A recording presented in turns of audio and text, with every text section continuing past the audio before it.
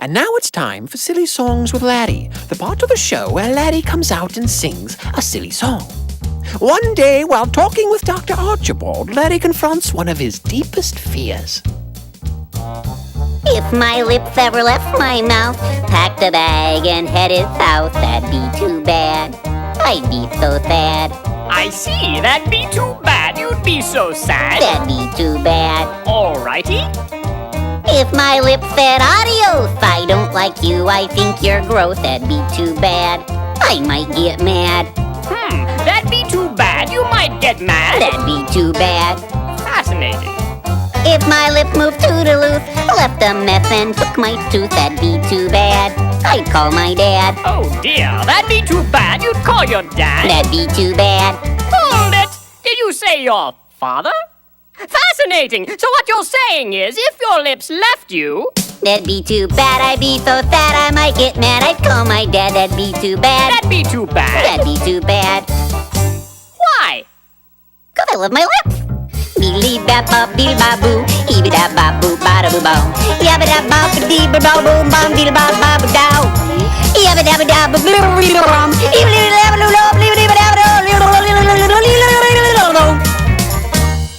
Oh my, this is more serious than I thought. Laddie, what do you see here? That looks like a lip. What about this? It's a lip. And this? It's a lip, it's a lip, it's a lip, lip, lip, it's a lip, it's a lip, it's a lip, lip, lip, it's a lip, it's a lip, it's a lip, lip, lip, lip, lip, lip. Laddie, tell me about your childhood. When I was just 2 years old, I left my lips out in the cold and they turned blue. What could I do? Oh dear, they turned blue. What could you do? Oh, they turned blue. I see. On the day I got my tooth, I had to kiss my great Aunt Ruth. She had a beard, and it felt weird. My, she had a beard and it felt weird. She had a beard. Oh. 10 days after I turned 8, got my lips stuck in a gate. My friends all laughed, and I just stood there until the fire department came and broke the lock with the crowbar, and I had to spend the next 6 weeks in lip rehab with this kid named Oscar who got stung by a bee right on the lip, and we couldn't even talk to each other until the 5th week because both of our lips were so swollen, and when he did start speaking, he just spoke Polish, and I only knew like 3 words in Polish, except now I know 4 because Oscar taught me the word for lip. Usta. Your friends all laughed. Usta. How do you spell that? I don't know. So what you're saying is that when you were young... They turned blue, what could I do? She had a beard and it felt weird, my friends all laughed. Whoop-da! I'm confused. I love my lips! Laddie,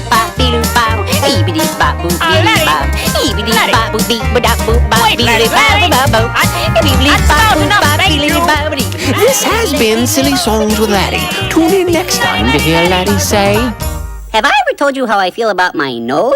Oh, look at the time!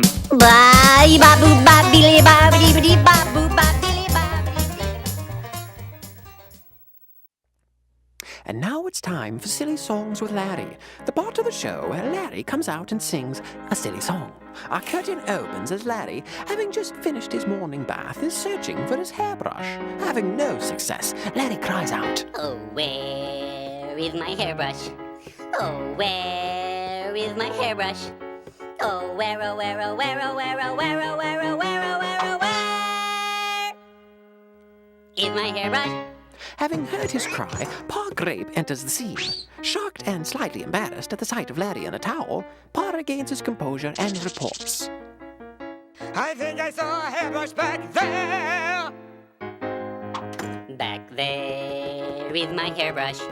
Back there is my hairbrush.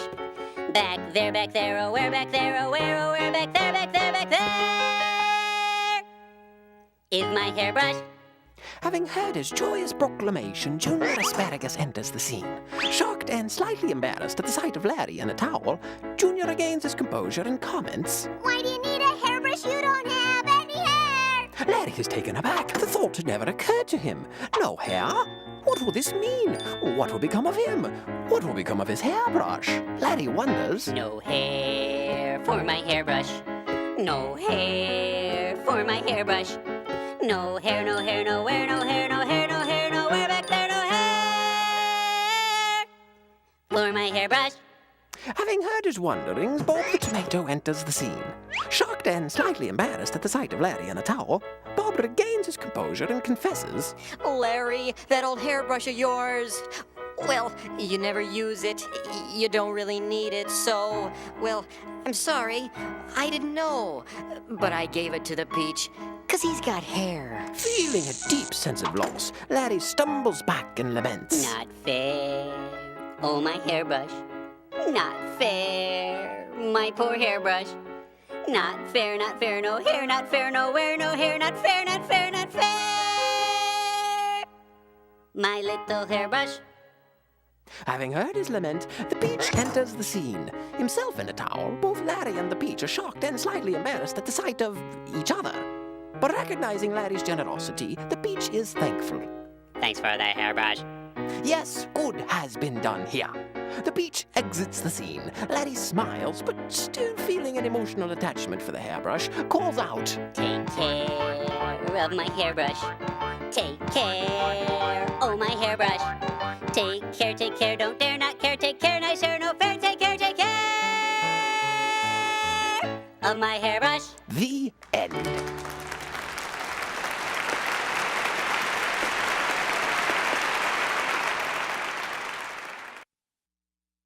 Hi, kids, and welcome to VeggieTales. I'm Bob the Tomato, And I'm Larry the Cucumber. and we're here to answer your questions. Yep. Now, this week we got a letter from Pete McGinnis in Newcastle, Indiana. Hey, Pete. Pete writes, Dear Bob and Larry, I'm depressed. All my friends are in Mrs. Peterson's class, but I got stuck in Mr. Schubert's class. If God loves me, why do bad things happen? Your friend Pete. Wow, that's a tricky one. Sure is. Well, Pete, I know a Bible story that I think could help you a lot. Bob, Yeah? I thought we were gonna do a Western this time. A what? A Western. You know, with cowboys and tumbleweeds and little doggies. You promised we could, right before I went to Cowboy Camp.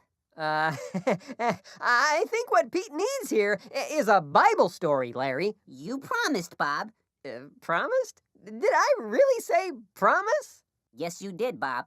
I really think we need to do a Bible story. A Western, Bob. A Bible story. A Western, Bob.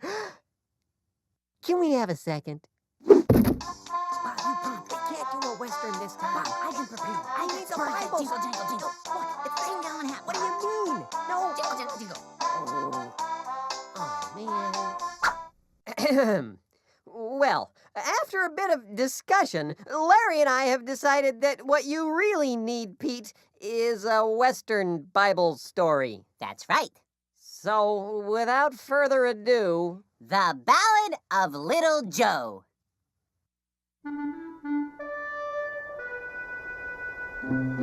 a long, long time ago, way out in the West somewhere, That's right, the West. there lived a group of brothers. Cowboy Brothers. Right. Cowboy brothers. Hello, little doggies. With French accents. What? It's a French Western. Okay. Anyway, there was Reuben, Oh, Simeon, bonjour. Levi, Adi. Izzy, Yoo-hoo. Zeb, Hello. Gad, Yes, Ash, Yoo-hoo. Dan, Et pardon. Natty, Et toi. oh, and Jude.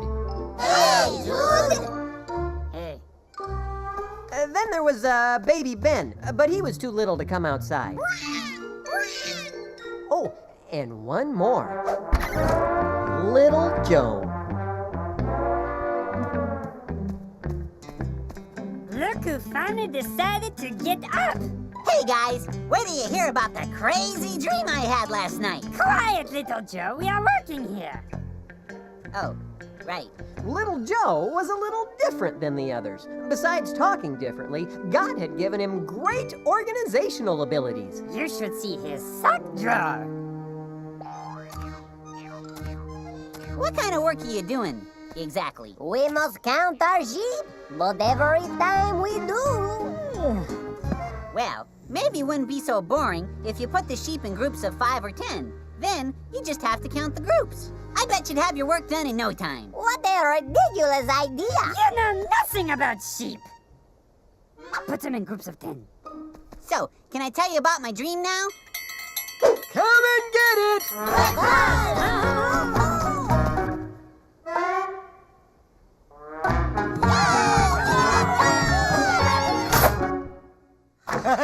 Not so fast, fellas. Before we eat, I have a special announcement. I think we all know that today is Little Joe's birthday. Aw, Pa. Baked it myself. All together. Yippee-ki-yay, today is a special day.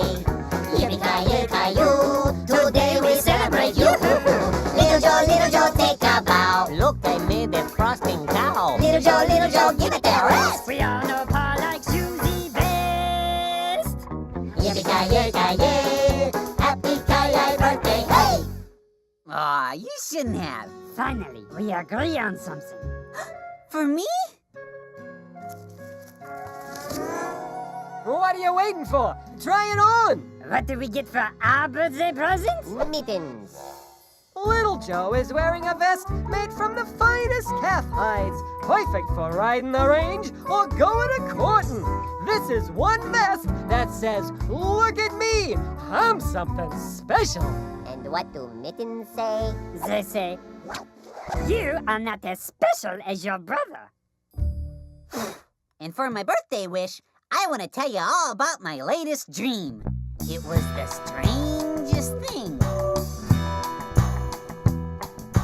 Past the mountains in the fields where the cowboys practice. Out beneath the desert sky stood a dozen cactus. Cactuses? Cacti? Khaki? Continue. 11 cactus, those were you, gathered round the other. They bowed, you see, to the one that was me, their dearest little brother. Their dearest little brother. Crazy, huh? What are you saying? That you will rule over us like a king? It was just a dream, right? It's not really gonna happen. Maybe you should cut down on the bratwurst before bed, huh? Needless to say, Joseph's dreams didn't make his brothers like him any better. Hey, why are we at this old abandoned mine shaft? This is where we hid your birthday present. Wow, very, creative. It's time to get what you've got coming to you. Oh, I can't wait. I don't see a birthday present. You are not looking hard enough. Okay. No, I still don't see anything. Well then, how about now? Whoa! Guys? A goat must have bumped me or something. Little help? We'd love to, but we're too busy bowing down before you. Hey, guys, this isn't funny. Really? It made me laugh. Hey, who's that? What are you guys doing? Come on, joke's over. Ha ha, real funny. Guys? Tie this around your middle. Who are you? Never you mind. Just tie the rope. Well, finally. Oh dear.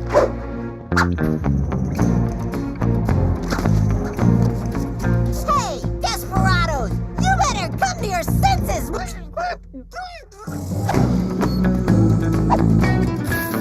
Happy trials, dreamer.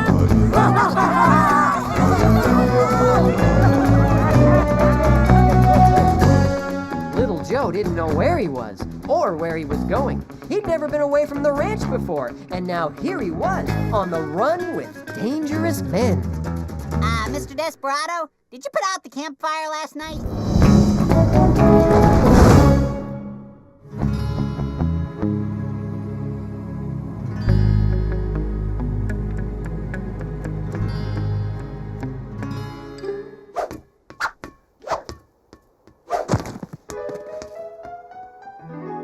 Oh, Joe, little Joe.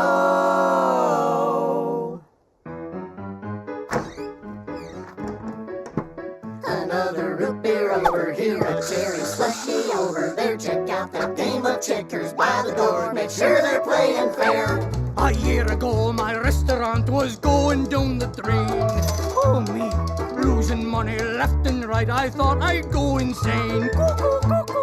Then little Joe, he came along and turned the whole ship right. It's been a month of Sundays since we last had a fight.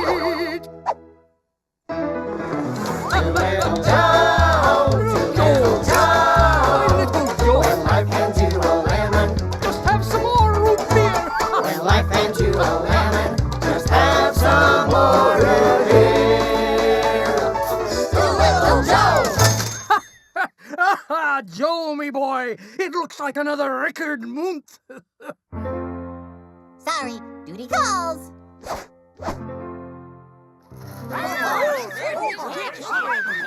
Listen to her now. My life is a disaster. A sea of endless pain.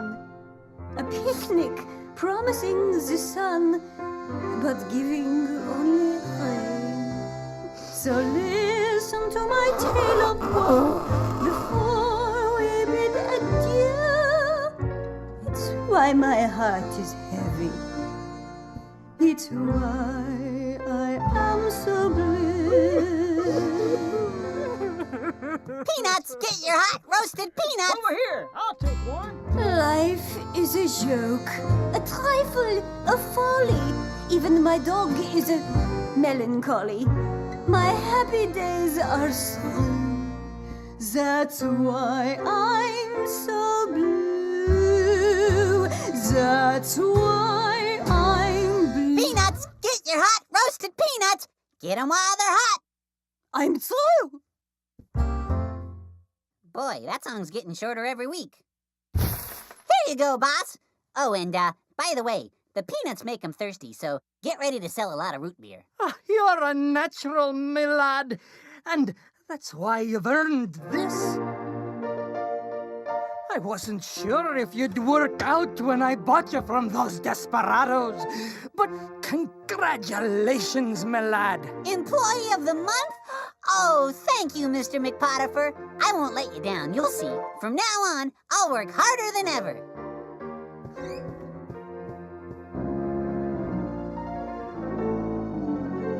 C'est Joseph.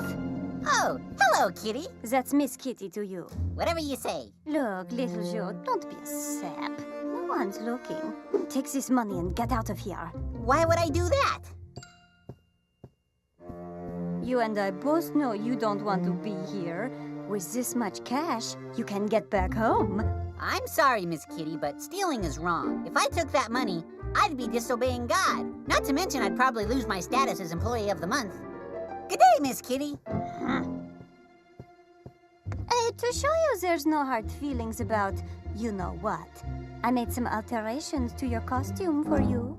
Oh, well, that's really kind of you, but I wasn't aware that it was it's a tad heavier than before. I put some extra stuffing in it. Thief!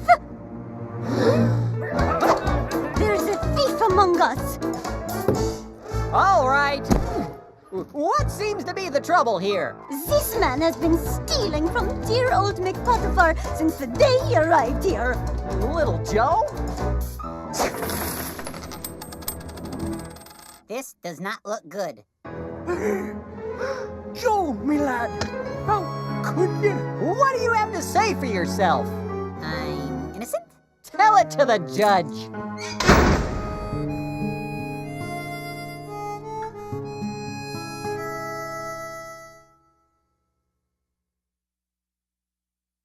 Hi, everyone. This is Larry. Normally, this would be the time when the narrator comes on and says, "And now it's time for Silly Songs with Larry, the part of the show where Larry comes out and sings a silly song." But I've been thinking and talking with the guys. And we've decided it's time to broaden our scope artistically. Yeah, we're artists. Word up! There's a time to be silly, and there's a time to be serious. A time to open up your heart. And show how you feel. Artistically. 'Cause we all have something to share.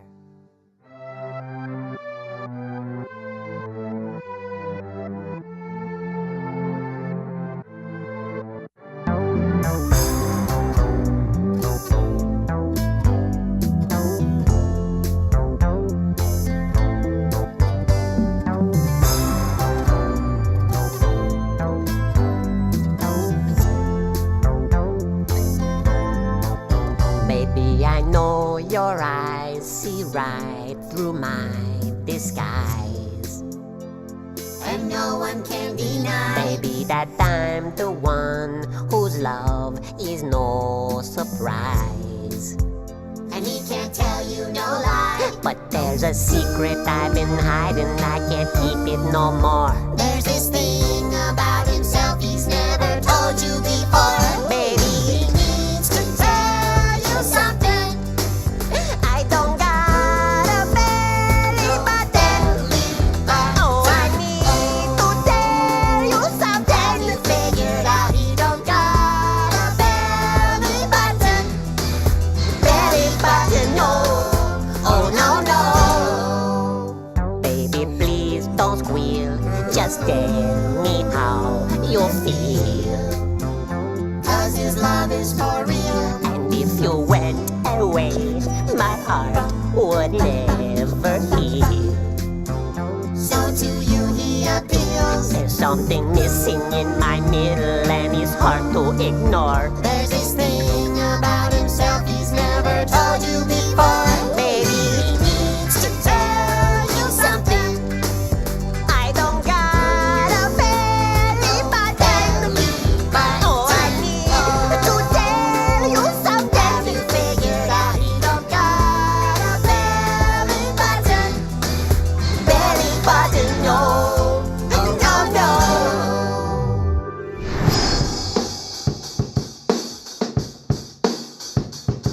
Belly button! Belly button!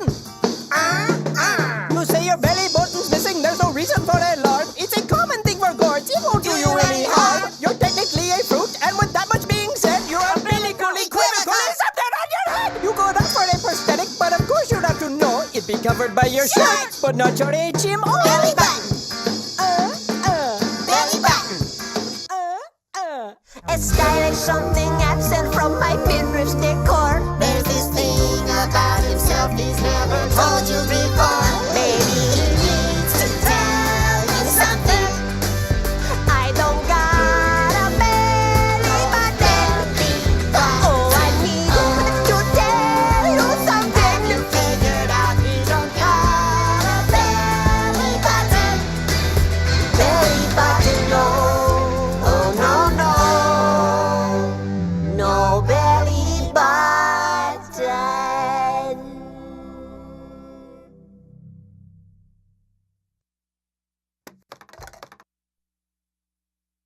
Do I at least get a lollipop?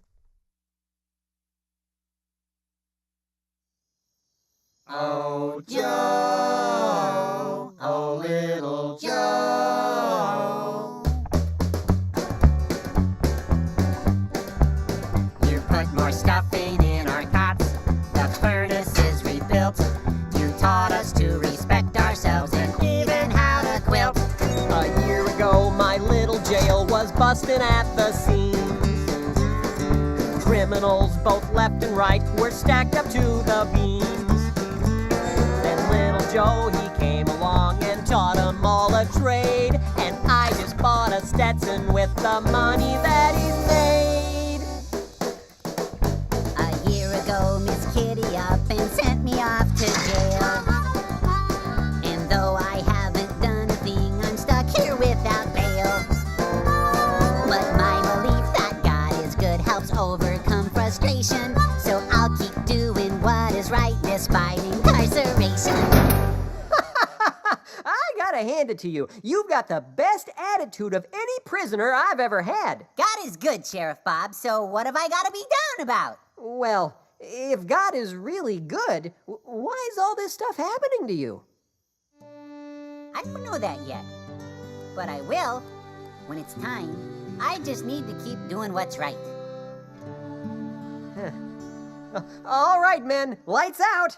Another day of quilting tomorrow.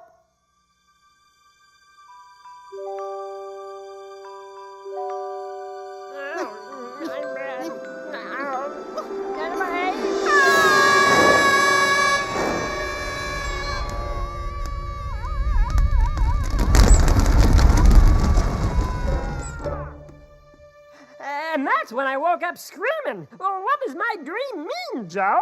And mine too. What do they mean? Well, there's good news and there's bad news. You're going back to work today, but you're being sent up the river. Congratulations! So sorry. Anyone here?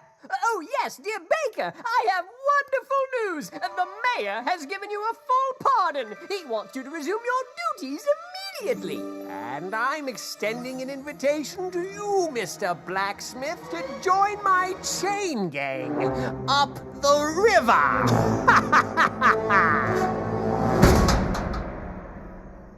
How do you do that? Oh, well, I've always just had this thing for dreams. Just another way God made me special. Yeah, and he loves you very much, I've heard. Little Joe really believed God loved him. Still, every now and then, he'd wonder what God was up to. Hey, God, Little Joe here. Not to complain or anything, but what's going on? I tell people what their dreams mean, and they always come true.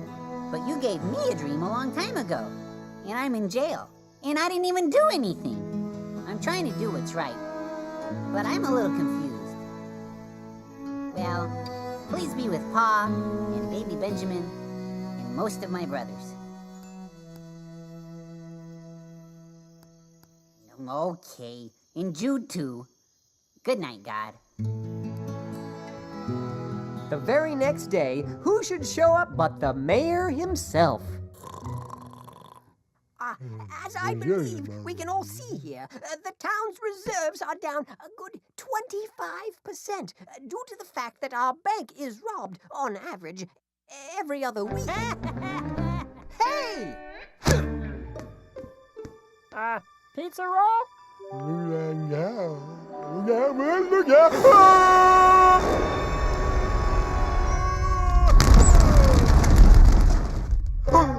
It was horrible, just horrible. And it was so real, like it was really happening. Oh, that sounds dreadful. At any rate, as I was saying about our bank... But what did it mean? Is there anyone in Dodgeball City who can interpret dreams? Begging the mayor's pardon, but I know someone who might be able to help. My baker tells me you can interpret dreams. No, I can't, sir. What? I can't interpret your dreams, but God can. He'll give me the answer you're looking for. Right. Well, he better, or I'll put you back in that jail and you'll never get out. Let's get started. Earlier today, I had the strangest dream. 7 cows sat on a hill, so big and fat, I got my grill. I was thinking about a barbecue. Then 7 scrawny ones came along and gulped the big fat cows were gone. And then I dreamt I was in front of a large group of people in my underwear. What's that about? So come on, start interpreting. Well, it's really quite simple. The 7 fat cows mean 7 years of plenty are a-comin'. More food than you can imagine. And the 7 skinny cows mean 7 years of terrible famine. Famine so bad, the good years will be all but forgotten. If this is true, what do we do? Well, during the good years, you should store away as much food as possible to give back to the people during the 7 bad years, and Dodgeball City will be saved. Of course, you'll need someone with great organizational abilities to make sure it all works. Archie, what's the state of your sock drawer? Little disorganized, I'm afraid. That's what I thought. Cucumber, you're in charge. Excuse me? Well, what are you doing standing around here? You've got a city to save.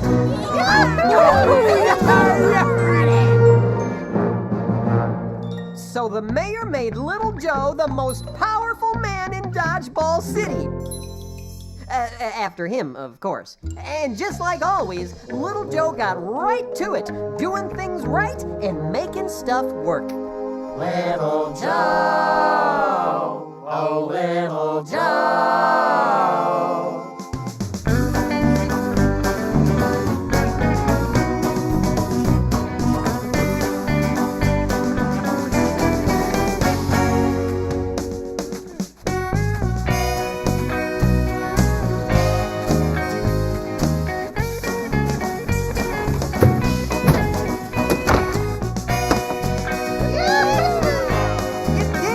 Joe, now we're ready for anything. I certainly hope so.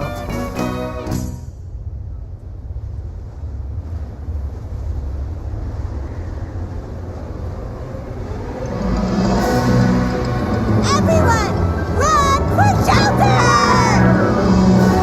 Run for your lives!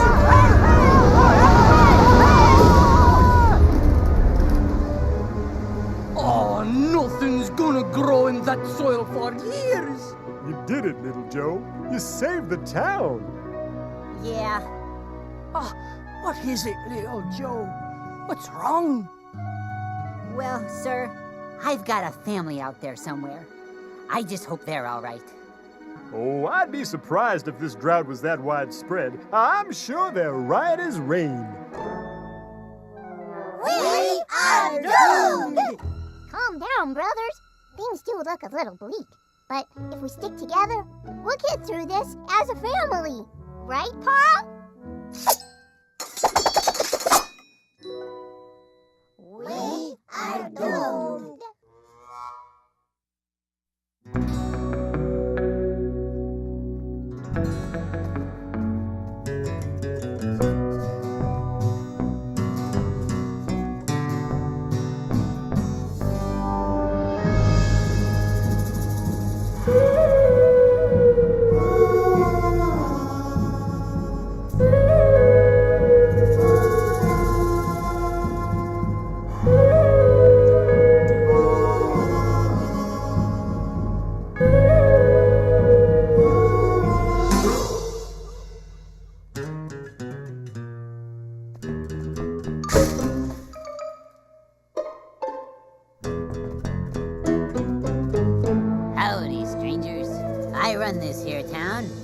What can I do you for? We hear tell you've got yourself some food stored up.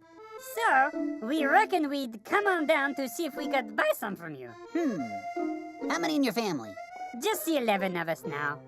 One of our brothers got ate up in a wild gopher accident, but that was years ago. Mighty sorry to hear that. We have regretted it every day since. He was my closest brother, and I barely even remember him. Where's your pa? He could not make the trip. His heart is broken. Y'all see the sheriff. He'll take care of you. Give them whatever they need, but don't let them go till I say so. Are you okay, Little Joe? I'm fine, but whatever you do, don't use my name around him. Whatever you say.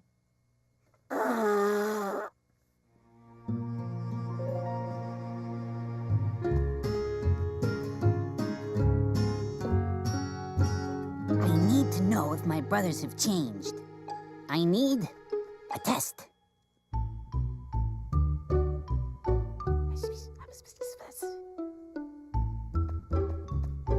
You strangers ready to go? I reckon so. Your man gave us everything we need. We tried to pay, but he would not hear of it. Now I wonder why he wouldn't take money from a bunch of low-down dirty thieves. Pardon? You heard me.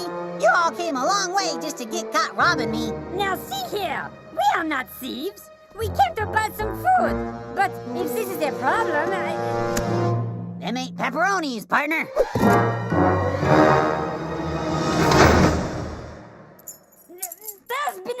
mistake! You bet there's been a mistake. Your brother tried to steal from me, and we don't take kindly to stealing around these here parts. But you don't understand. My pa has already lost one boy, a boy he loved very much, and it was my fault.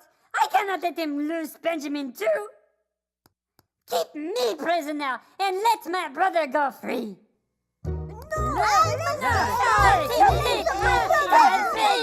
All right. Everybody get out of there. Little Joe, we got a problem. Little Joe? So, you'd really sacrifice yourselves for your brother? It's time to tell you who I really am. Brothers, it's me! Little Joe! You are not still upset about that little mineshaft joke, are you? Little Joe, I am to blame for what happened to you. Punish me, but I beg of you, let my brothers go. Hey, Jude, what you did was wrong, and it hurt me very much. But what you intended for harm, God used for good, to save you all, to save everyone, to save Pa. How could I not forgive you?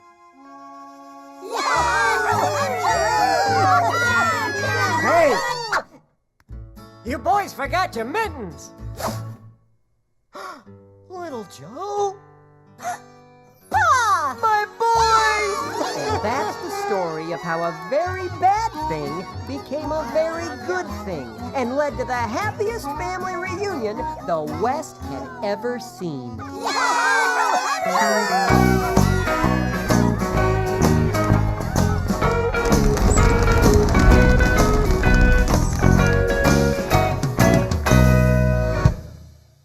That was great, Bob. That was the best Western Bible story I ever heard. Well, thanks, Larry. We're over here by QWERTY to talk about what we learned today. And so what we have learned applies to our lives today. God has a lot to say in His book. You see, we know that God's Word is for everyone. And now that our song is done, we'll take a look. Just a little something I whipped up in Cowboy Camp. Yahoo. So, what did we learn today? That you can learn a lot about a person from their sock drawer. Maybe, but no. You see, good things and bad things happen to everyone. God made Little Joe a great organizer. That was good. But his brothers were mean to him, and he ended up in jail for no reason. That was bad. But God can use the good stuff and the bad stuff and put it all together to make something great. Hey, Bob, let's see if QWERTY has a verse for us. Okay. Hey, QWERTY, you got anything? Cowboy Camp? Got a merit badge for that one. Uh-huh. And we know that God causes all things to work together for good, to those who love God. Romans 8:28. Yep. So, Pete, even though you aren't in the class you wanted to be in, remember that God loves you just as much as He loved Little Joe. And if you try to do what's right, you might be amazed at what God has planned for you. Time to go. I gotta get ready for the next show. Where are you going now? Danish Immersion Camp. What? Flav, Gurk, Flav. Remember, God made you special. And that's a good thing. And He loves you very much. And that's a great thing. Goodbye! And now it's time for The Blues with Larry, the part of the show where Larry comes out and sings the blues. Hey, everybody. I'm gonna lay down some blues. All sunshine and roses, no rain came my way. I said, all sunshine and roses, no rain came my way. My dad bought me ice cream. Oh, happy, happy, happy, happy day.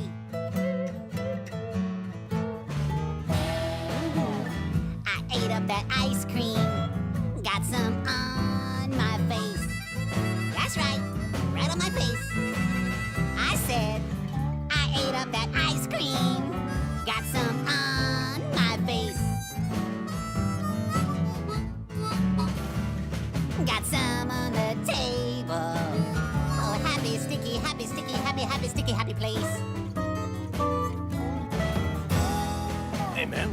what you doing?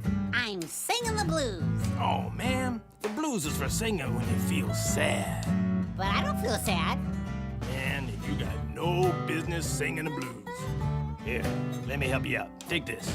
Cool, ice cream. Thanks. Now give me back that ice cream.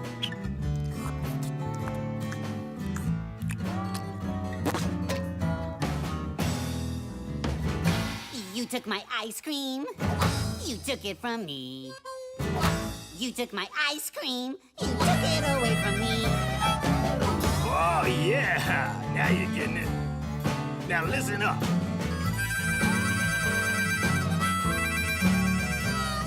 But I'm still not sad. I'll just have a cookie. No, man. You almost had it. Come on, like this. You took away my ice cream. You took it away from me.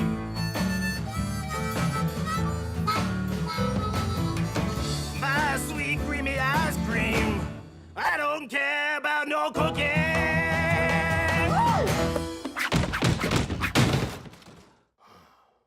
Now try it again.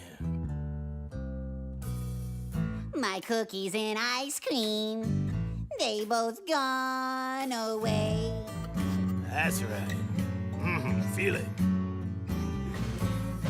My cookies and ice cream, they both gone away. Oh, sweet, man, sweet. But that don't bother me none. I got me my freshly baked strudel. What? Strudel? Man, you can't say strudel in the blues. That don't even rhyme. Well, what about poodle? Because I got a poodle. Oh, no, don't tell me you're gonna eat that poodle. No, I'm just gonna pet him. Petting poodles makes me happy. Sorry, man. You way too happy to sing the blues. Hello? Would you like to poker? Sure. Don't got no ice cream, no cookies, no strudel. Don't got no ice cream, no cookies, no strudel. But I'm yodel-lady, yodel-lady, yodel-lady happy. Just here with my poodle. That's right.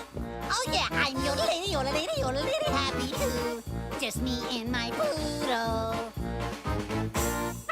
This has been The Blues with Larry. Tune in next time to... Oh, never mind. Larry's not likely to be singing the blues again anytime soon.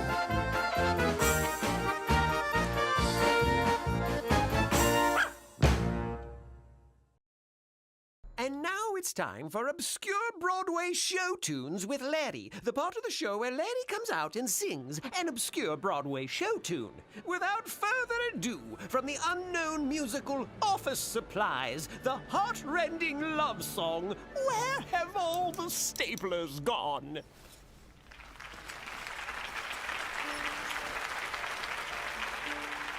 We don't have much time before the big meeting. No, we don't. Have you seen the scissors, miss? They're in the bottom drawer. I tried that drawer, but they're there no more. That's odd. I know, I thought for sure. Have you seen the masking tape? It's right next to the phone. Oh, that's what I thought, but now it's not. I guess I should have known. Oh, where have all the staplers gone? What happened to our paper clips? The ballpoint pens are gone again. They're gone again. The stick-it pads have lost their stick. Do you remember when the rubber bands were in their place? They're in the middle drawer. Light bulbs easy to replace. Yes. There were always more. Reams of paper raining down. Legal pads aplenty. Highlighters in every hue. I remember. Never less than 20. Oh.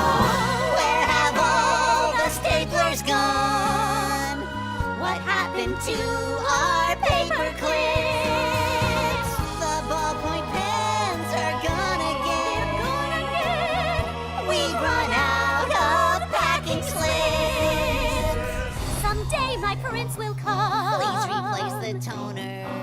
Someday we'll find more Our of manila folders. Someday my prince will come. Where's the printer cable? Someday we'll find more of Adhesive shipping label. Where have all the staplers gone? What happened to our paper clips? The ballpoint pens are gone again. The Sharpies all have flattened tips.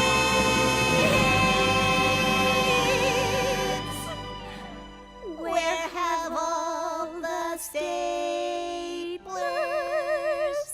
gone? This has been Obscure Broadway Show Tunes with Lead. Tune in for Act 2, Revenge of the Staplers.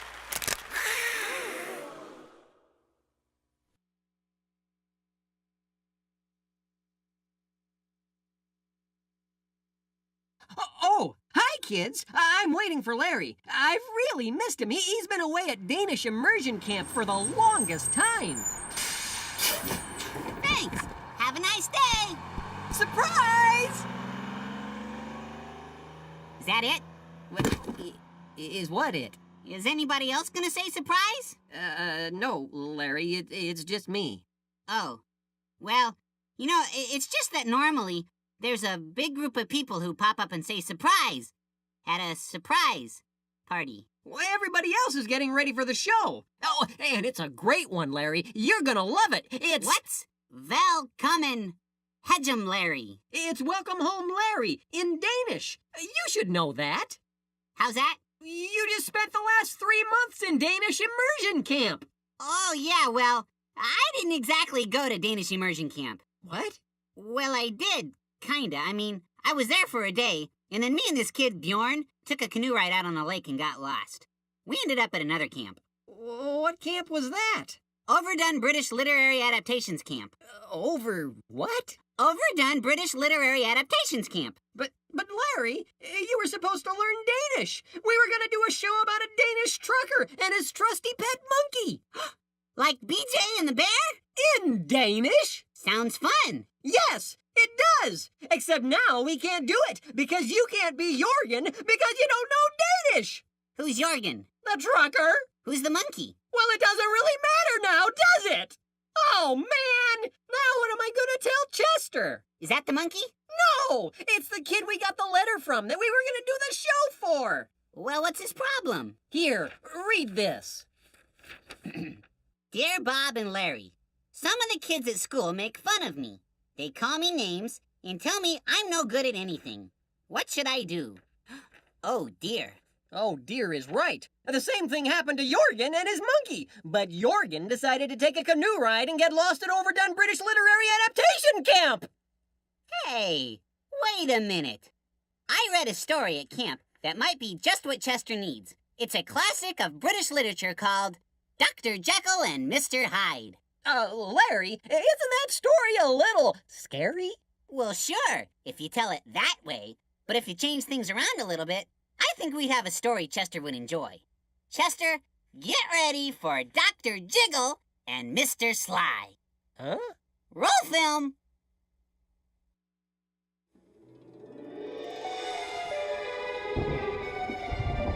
If one dare listens, then one dare hears a tale to rouse your secret fears.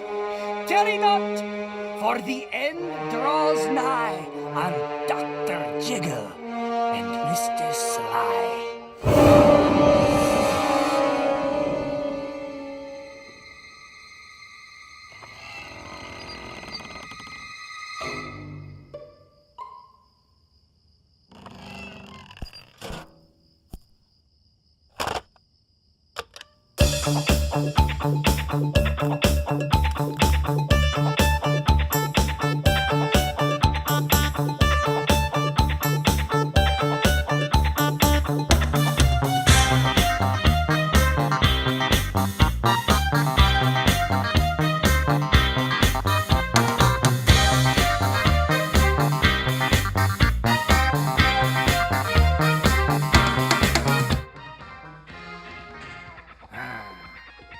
Your tea, Mr. Butterbun. There'll be no tea today, Pool. There's trouble brewing. There's no trouble brewing, sir. I just heated up some water in it. Not the tea, Pool, not the tea. It's that creature in the alley. There is something wrong with his appearance. Something displeasing. Something downright detestable. Well, I watched him dance last night. He looks a little weird, but he's got some great moves. That's where you're wrong, Pool. Don't let his fancy footwork fool you. Ah, and what's this? The monster is afoot in Dr. Jiggle's house. Quick, Pool, we've got to warn the doctor. Okay.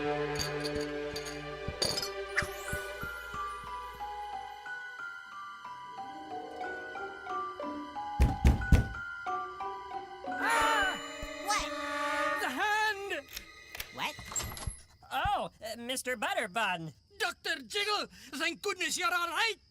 Well, yeah, Well, we've come to warn you. You've an intruder, a detestable disco-dancing villain ducked through your back door. Oh, yeah. Well, you must mean Mr. Sly. Mr. Sly? Oh, yeah. Man, can that guy dance or what? Yeah, didn't I tell you? That little thing he does with his hips? He's got to be the best dancer in the whole world. What? You're in cahoots with that creature? Well, yeah. I mean, you gotta like a guy who can dance like that, right? Well, I suppose. I know I could never dance like that. I mean, just look at me. I'm too jiggly. Ever since I was a little boy in widely tailored pants, my only aspiration was to be a gourd who danced. But for what it's worth, my portly girth only served to make folks giggle. For the more I moved, the more I proved all I could do was jiggle. I want to dance. I want to groove. I need to feel the rush of the wind under my shoes. I want to dance. What was I saying? Barometer must be rising. Me joints are locking up. Yep. I think Mr. Sly is great. On account of his non-jiggly, wonderful dancing and all. You guys would really like him. I know you would. Look, Dr. Jiggle, maybe I've been a bit harsh about this Mr. Sly friend of yours. Perhaps I owe him an apology. Would you mind introducing us? No, I'm afraid that's not possible. You see, he's real busy. But now, if you'll excuse me, gentlemen, I have work to do. Gotta do doctor stuff. Bye. Good night. Poor Dr. Jiggle. Something tells me he's in trouble, Pool. And I suspect it's no small fault of that new friend of his. I'm going to get to the bottom of this. If he be Mr. Sly, I shall be Mr. Sneak. Huh?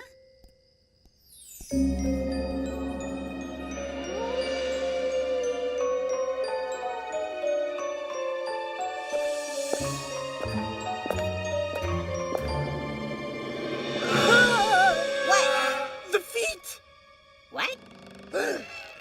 Shh. It's him. Do you have it? Yeah, I got it. Good. Now, remember, you give Mr. Sly the invitation before he starts dancing. Once he finishes, we'll go back to my house and have a nice talk over tea. Then we'll see what he's got up his sleeve. Got it. Okay, go.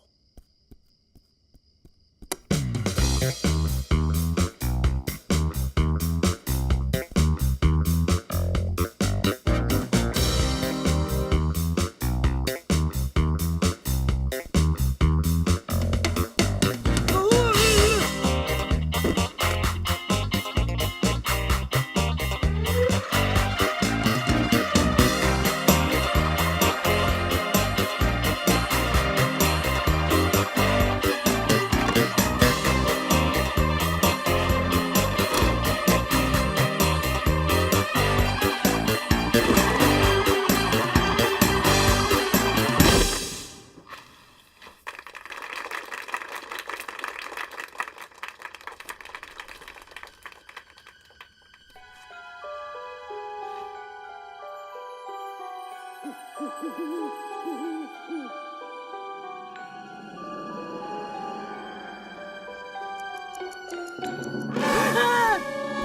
The what? The head. Oh, never mind. What time is it? It's 11:58. Mr. Sly will be out at any minute. Look, Pool, this may be the last chance we get. Nobody's seen or heard from Dr. Jiggle in 2 days. No more mamsy-pamsy pleasantries. When Sly comes out, we nab him. Pure and simple. Got it? Huh? Dr. Jiggle! Oh, good evening, gentlemen. I trust you're well, Doctor. I've been feeling a little woozy lately. Look, Doctor, why don't you join us?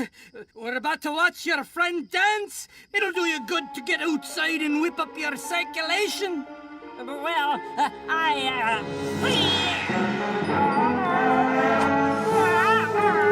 Dr. Jiggle!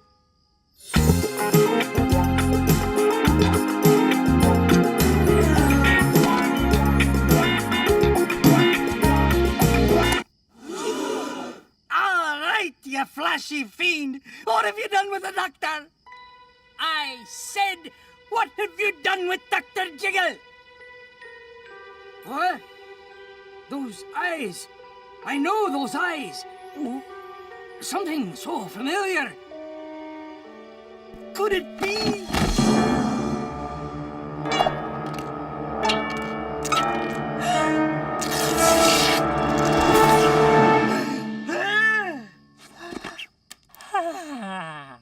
Dr. Jiggle! But what? Why? I've been taking dance lessons. All I ever wanted to do was dance. But I was afraid people would laugh at me for being so jiggly. So you dressed up like that kooky creature so people wouldn't laugh at you? And so people would like me. You gotta like a guy who can dance and not jiggle, right? But man, did that costume hurt. I think I bruised my spleen. Dr. Jiggle, we've always liked you. Jiggle and all. Really? You can bet your wacky wig! And I think it's great you've been taking dancing lessons, but you don't need that silly spleen bruising get-up to dance. You're special just the way God made you. Really? Say, that little move you do with your hips, you mind showing a rusty old carrot how it's done?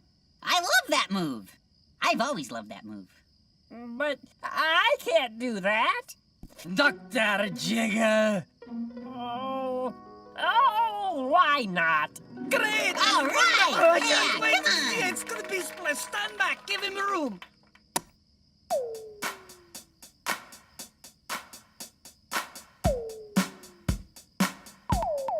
I can do it! I can do it! You see, Dr. Jiggle, when you know God made you special, it doesn't matter what anyone else thinks. You can just be yourself. Though your only aspiration was to be a god who danced. What I never knew that I could do in widely tailored pants. But for what it's worth, your portly girth doesn't make me want to giggle. Go dance when Wade, you're specially made. We love our Dr. Jiggle. I want to dance. I want to groove. I need to feel the rush of the wind under my shoes.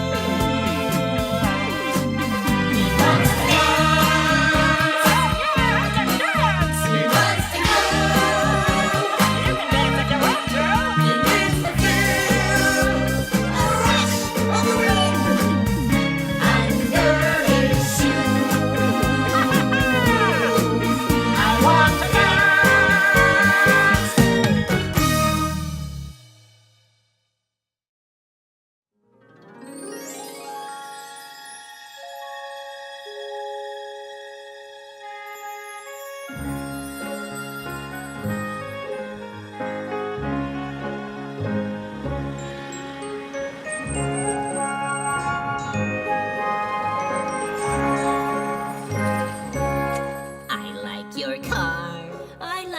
too.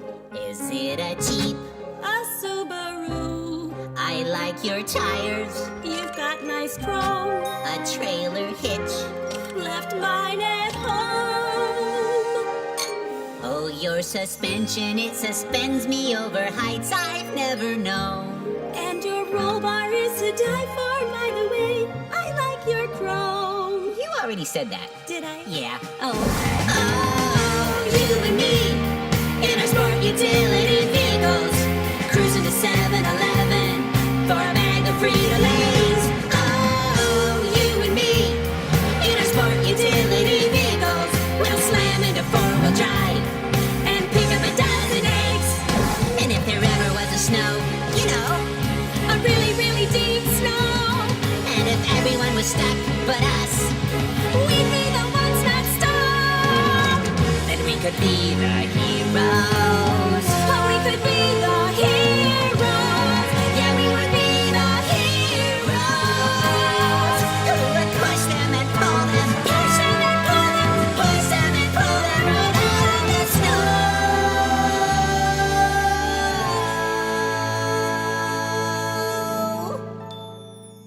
I like your car. I like yours too. Periwinkle. It's baby blue. How's it handled? Like a dream. How about coffee? And then ice cream. Oh, you and me in our sport utility vehicles, cruising to Dunkin' Donuts for a cup of steaming Joe. Oh, you and me in our sport utility vehicles, we'll slam into four-wheel drive for a scoop of rocky road. And if we ever go camping, you know, haven't been but one day, I'll go. And we find a ranger stuck in a ditch, a nice ranger in a deep ditch. Then we could be the heroes. Oh, we could be the heroes. Yeah, we would be the heroes. Who would push him and pull him, push him and pull him, push him and pull him right out of that ditch.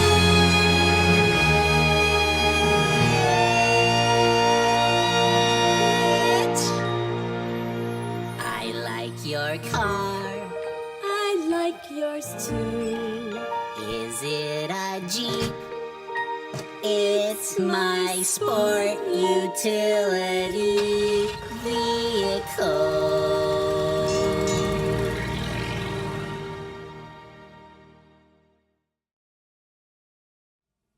And now, a Snoodle's tale. Far, far away in the land of galoots, where the bigglebag trees bear their bigglebag fruits, and far lily bushes all blossom in yellow, and thimbuttle plants squirt snowberry jello. Here where the mountains of Rocky Magoo rise high o'er the meadows of Gilda Manju, where sunsets are painted with purple and blue, you'll find a small town, not much bigger than you. Welcome to Snoodleburg, home of the Snoodles, a curious folk who eat pancakes with noodles and spend half their days making sketches and doodles and cutting their hair into shapes like French poodles. Now, right in the heart of this curious town is a curious building, the tallest around, with a clock at its top and a chute at its bottom. 'Tis pink in the spring and turns red in the autumn. But weirder by far than its color or height is what happens there every fourth Tuesday night. As strange as it seems, it has been demonstrated that Snoodles aren't born, but rather created. Every fourth Tuesday at 9:15, the tower will shimmy and rattle and whine, and as the town nibbles on bigglebag fruit, a shiny young Snoodle will drop from the chute. That's where they come from, though no one knows why, nor who could have built the great tower so high. These mysteries of life befuddle most Snoodles, who'd much rather focus on pancakes and noodles and cutting their hair into shapes like French poodles. Yes, most found the tower too noisy and strange, until one small Snoodle made all of that change. This little Snoodle was much like the others. He came without siblings, no sisters or brothers. He came without money, a mom or a dad. The pack on his back was all that he had. This is peculiar, the little guy said. I came from a chute and I fell on my head? What do I look like? What am I for? He pondered those questions and then thought of more. Checking my bag is a good place to start. He pulled out some paints. Maybe I'm good at art. The next thing he found was a snoodle kazoo. Hey, what do you know? I can make music too. Then back on his pack, he pulled a small string, and out from the sides popped 2 little wings. Amazing, he said with a gleam in his eye. I can paint, play kazoo, and now I can fly. Wait till the others see all the great things I can do with my paints, my kazoo, and my wings. So he packed up his paints and his snoodle kazoo, and he hopped off to show them all what he could do. There from the top of a short, stubby wall, the big snoodles heard the new small snoodle call. Come watch me, you guys, as I head for the sky. He straightened his wings with a gleam in his eye. Then he jumped, and he flapped like the red-snootered finches that fly from the plains to the peak of Mount Ginches. His flight, unlike theirs, covered only 12 inches. You call that flying? You think you're a bird? We've never seen anything quite so absurd. The old snoodle snorted, he sniggered, he shook. I'll paint you a picture to show how you looked. The brushstrokes were skillful, the colors were coolish. The story they told made the young one feel foolish. Take it from us, said a snoodle named Lou. Flying just isn't what you're meant to do. The young snoodle drooped. He felt his heart sag. The painting the old snoodle placed in his bag. Carry this with you, the old snoodle said, so visions of flying don't go to your head. The weight on his back was as heavy as lead. So under the weight of the picture he bore, he hobbled along feeling lonely and sore. Till up far ahead on a bench near the tower, he spied a bright bundle of far lily flowers. His heart started lifting. What beautiful things. Then he remembered. I've got more than wings. So quickly, he dug the paints out of his pack and hoped that with art, maybe he'd have the knack. I did it! He yelled to the snoodles in town, then held up his picture as they gathered round. You did it all right, said the snoodles replying. You showed you're no better at painting than flying. Then one of them laughed, and while eating a waffle, painted a picture that made him feel awful. You're puny. You're silly. You're not all that smart. You can't use your wings, and you're no good at art. That picture, too, was placed in his pack and made his heart slump just as low as his back.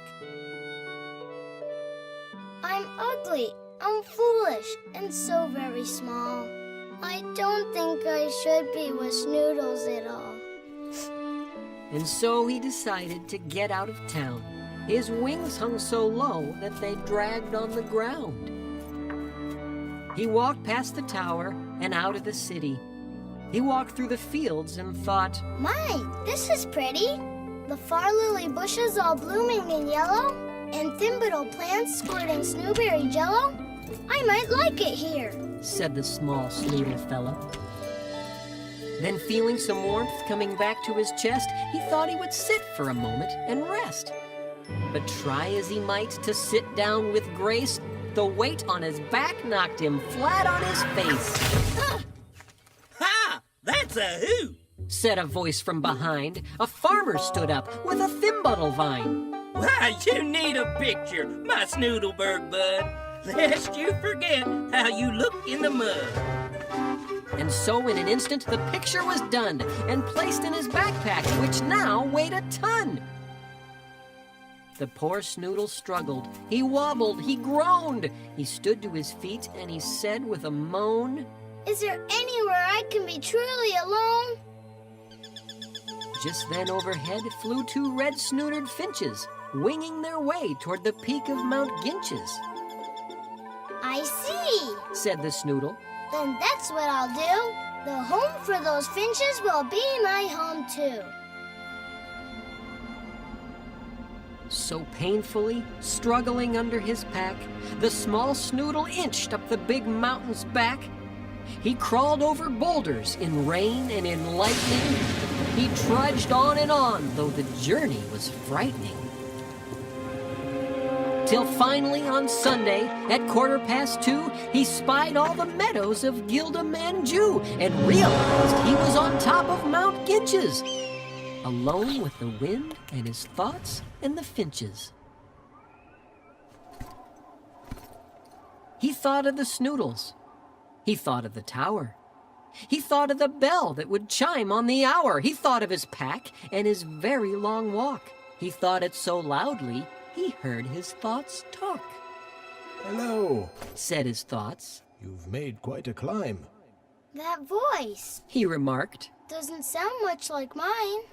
Then he turned and he noticed he wasn't alone, for a man stood behind, near a cave in the stone.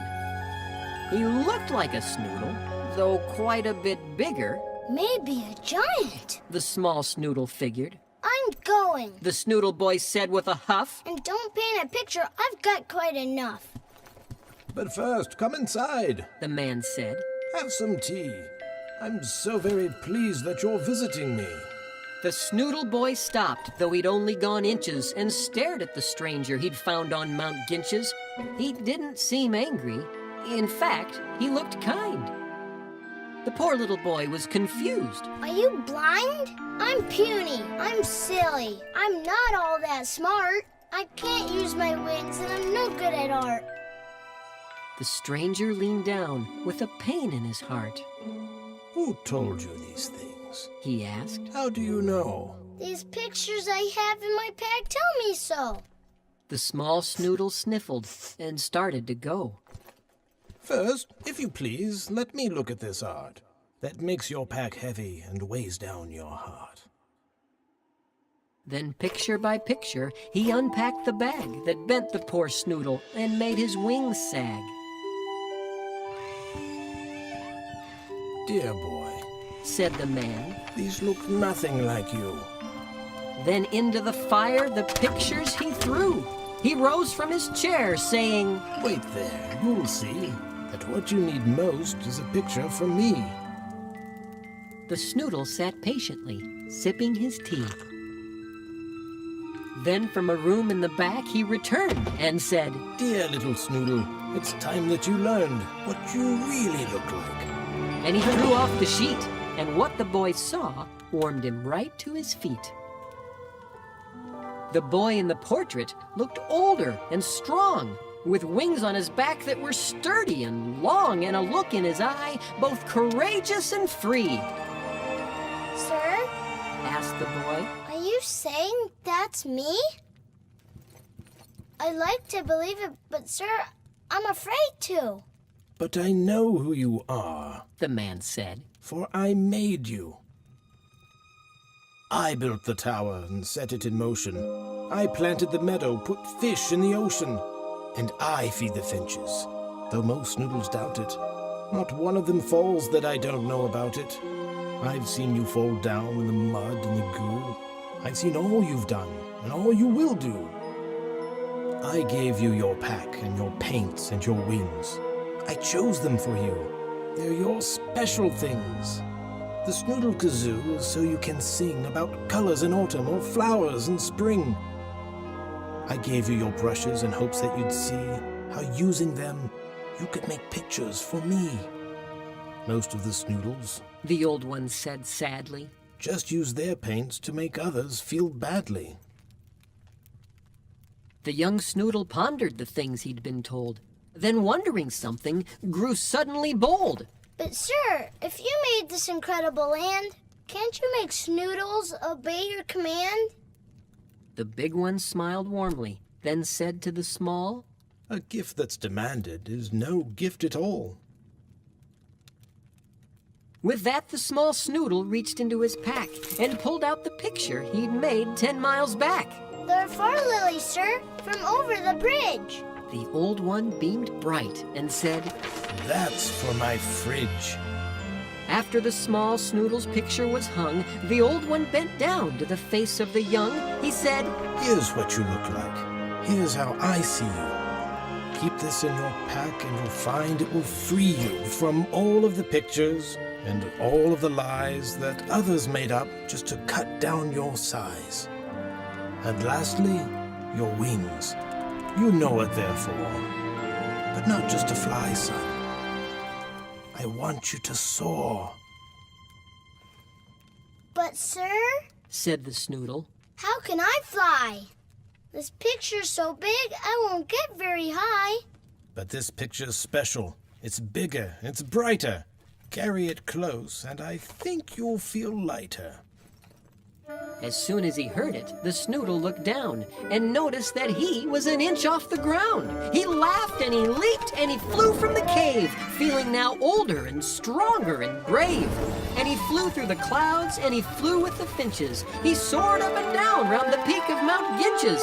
He flew over far lily bushes in yellow and thimbuttle plants squirting snowberry jello. He flew over bigglebag trees and their fruits in big lazy loops o'er the land of galoots.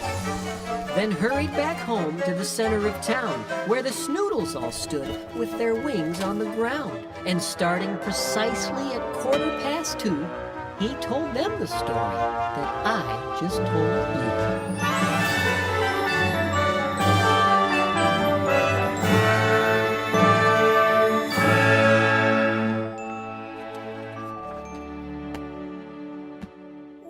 Bob, did you make that story up yourself? Well, That was great! You would have fit in great at camp. Well, I did go to Overused Literary Emulation Camp last summer. Oh, yeah! That's right across the road. There was something about that story, though, that made me want to eat green ham. Well, anyway, we're over here by QWERTY to talk about what we learned today. And so what we have learned applies to our lives today. God has a lot to say in his book. And eggs. Eggs, too. What? Oh, You see, we know that God's word is for everyone. Now that our song is done, we'll take a look. You see, the little Snoodle got weighed down by the pictures of him the others were painting. Just like the names people call us make us feel terrible. But just like the Snoodles, we have a creator. God made us. And when we know what he thinks of us and how he sees us, it doesn't matter what anyone else says. QWERTY, can you tell us what the Bible says about us? I praise you because I am fearfully and wonderfully made. Psalm 139:14. So, Chester, the kids at school can only see the way you look right now. But God sees you the way you're meant to be. You're stronger, smarter, and braver than you think. And God has given you amazing gifts. You can use your gifts to make the people around you feel better and to do things for God that'll end up on his fridge. Do you know why? Oh, I think I know, Bob. Because God made you special, and he loves you very much. Yep, and he wants you to paint, and he wants you to sing, and he wants you to soar. And maybe even dance. Well, say goodnight, Larry. Farewell! That's Danish for goodbye. Learned that one before the canoe ride. VeggieTales, VeggieTales, VeggieTales, VeggieTales, VeggieTales, VeggieTales, VeggieTales, VeggieTales. Broccoli, celery, gotta be